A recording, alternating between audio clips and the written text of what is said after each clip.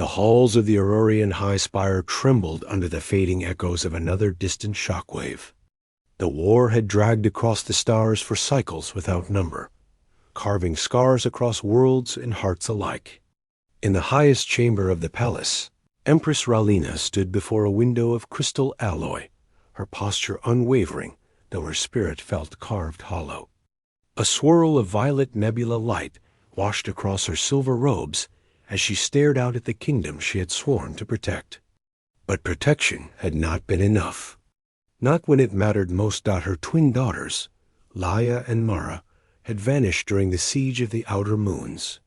They had been aboard the diplomatic vessel Harmony, a craft never meant for battle, but caught in the line of fire when the enemy armada descended. Reports arrived in broken fragments. A blast, a collapse of the orbiting platform, a gravitational anomaly tearing the sky apart. Then silence. Silence was worse than death for a mother. Ralina pressed a hand to the cold window and remembered their laughter as children. Laia always bold, Mara always kind. They had been two halves of a promise for a brighter future. A future Ralina believed had been ripped from her forever.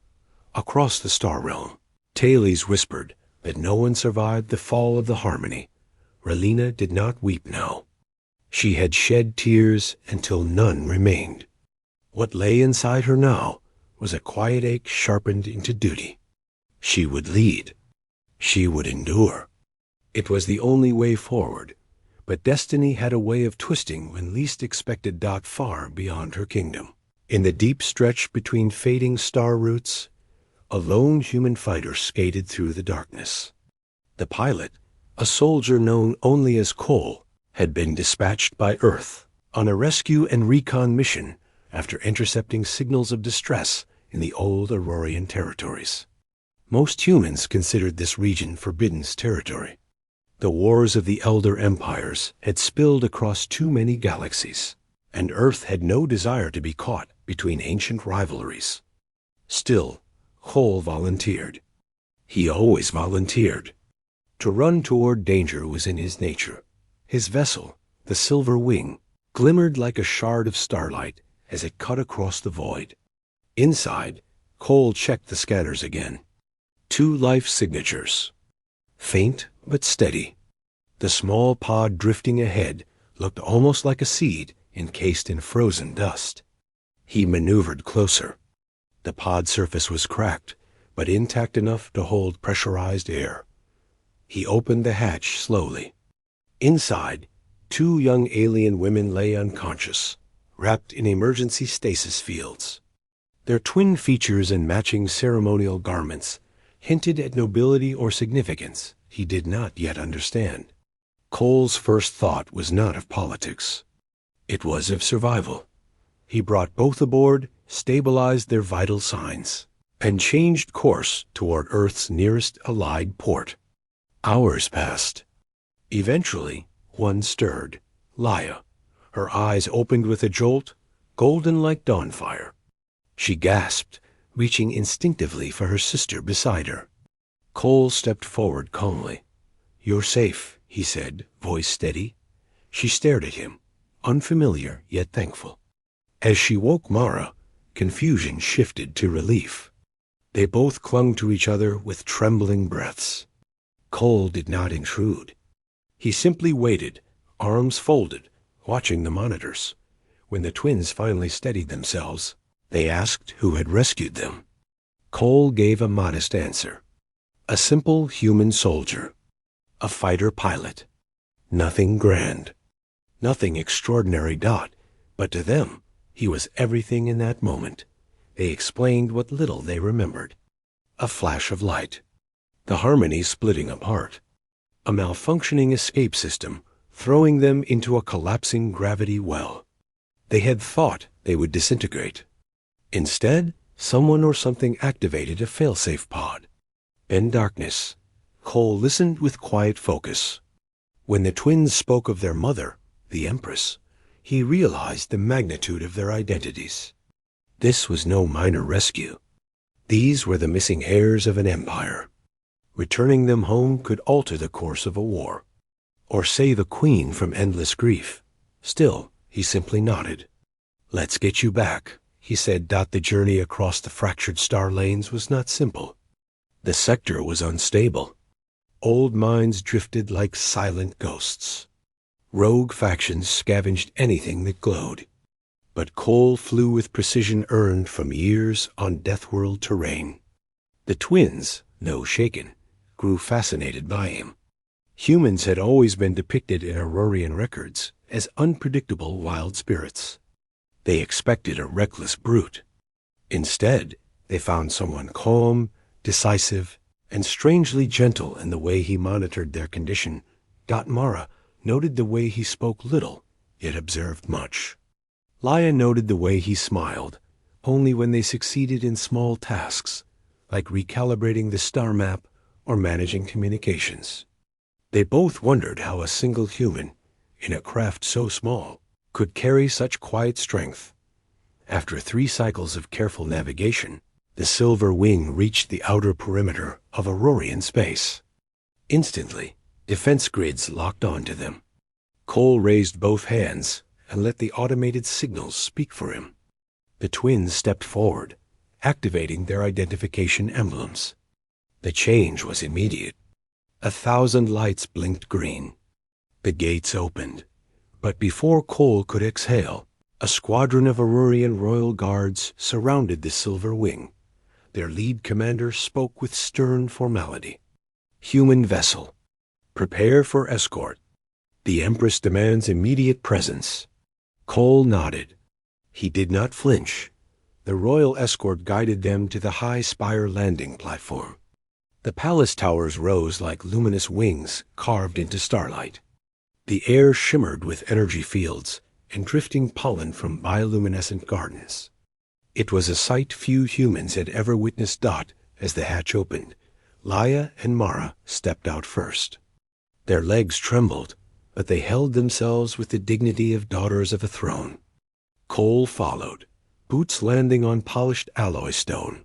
Moments later, Empress Ralina appeared at the top of the grand stairway. Her presence radiated calm strength, yet her eyes betrayed centuries of weight. When she saw the twins, her breath left her. Time froze. Laia whispered, "Mother." Mara whispered, "We are here." Ralina took one step, then another. Slowly at first. Then she broke, rushing forward with a sound caught halfway between a sob and a gasp. She embraced them both with fierce love, her arms wrapping around them as though afraid they might vanish again.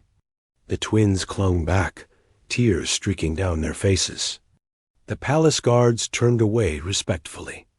No soldier or servant dared interrupt the reunion of a mother with her lost children. Cole remained a respectful distance behind them.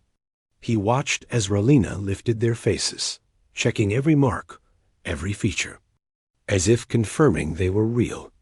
When she finally turned to Cole, her gaze shifted from overflowing relief to solemn gratitude. "You brought them home," she said. Cole dipped his head. "I did what anyone would do." But the Empress knew better. Across the galaxy, countless vessels had ignored distress signals around the war sectors. Fear governed most hearts. Caution governed the rest. Humans, however, had a strange habit of doing something different. They stepped into danger without hesitation. Ralina walked toward him. The guards tensed instinctively, but she gestured for calm. "What is your name?" she asked. "Cole." "No title." "No." She studied him a moment longer. "My empire owes you a debt." Cole shrugged lightly. "Just doing my duty." Ralina exhaled. "Duty does not explain kindness." She invited him inside the palace. The twins insisted he stay close, recounting every part of the rescue to their mother. They described the cold void, the failing pod, the human who reached into the abyss and refused to let death claim them. The Empress listened carefully. When the twins paused, she dismissed the guards. Only she, her daughters, and Cole remained. "You crossed a war zone for 2 strangers," Ralina said. I crossed it because someone needed help, Cole replied. Such simple words. Yet they struck her deeper than she expected. Later, a formal gathering was arranged within the crystal chamber. Advisors, commanders, and nobles assembled. Most had believed the princess is dead. Their return shook every assumption about the fate of the war. More astonishing was the presence of a human fighter pilot standing at their side. Humans were unpredictable outsiders, yet this one had restored what the realm thought lost forever. During the council, debates surged about strategy, alliances, and retaliation. But Ralena silenced them with a raised hand. "My daughters live," she said, "not because of vengeance, because of compassion." The chamber quieted, "And compassion came not from our own fleets or our allies," she continued, "but from Earth." Whispers rippled like wind. Cole spoke only when asked, giving clear accounts of what he found. His words were straightforward. No embellishment. No theatrics. Just truth. The council respected that. The Empress then declared an honorary title be granted to him. Cole declined gently. Ralena did not press the issue. Instead, she offered something else. "Remain as our guest for a short time," she said. "Let my daughters show you the realm you helped preserve." Cole agreed. Over the next several days, Laia and Mara guided him through the high spire. They showed him the floating gardens, where petals glowed in shimmering rings. They showed him the knowledge vaults, where crystal tablets sang with stored memory. They showed him the memorial wing, where names of fallen citizens shone under starlight. Cole paused there the longest. Ralena, observing from afar, noted the respect in his eyes. The twins asked him endless questions about Earth, its landscapes, its storms, its creatures, its resilience. Cole answered with calm precision. Yet sometimes, when he described human determination, something like pride colored his voice. The more the Empress